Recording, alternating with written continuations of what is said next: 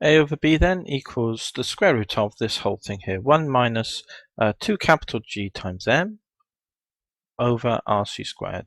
We need to solve this for c. Here's where the c's are, just in here, nowhere else. So we're going to have to unwrap this square root first of all on the outside and start working with this, aren't we? So let's do that first then. So let's square both sides. So the square of this side, I'm going to square it a over b times a over b. I'm going to write that as a squared over b squared rather than a bracket squared, because that's no problem there. To undo a square undoes a square root, so we're just left with 1 minus 2gm over rc squared. Now we'll move this term that's a negative over to be positive, so it's 2gm over here over rc squared, yeah? Leave the 1 where it is and move this a squared over b squared, and it flips its sign to a minus, doesn't it?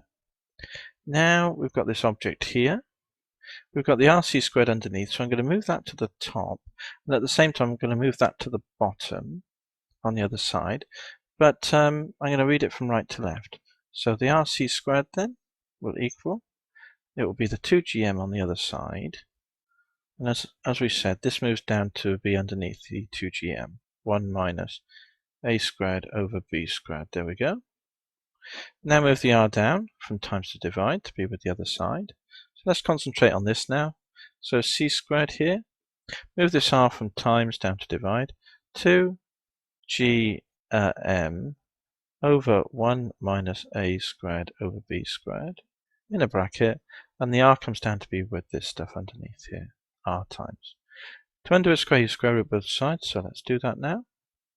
C will equal, plus or minus when you square root, will be 2 capital G m over r bracket 1 minus a squared over b squared, close bracket, and put this all in a bigger bracket so that we're absolutely clear what we mean.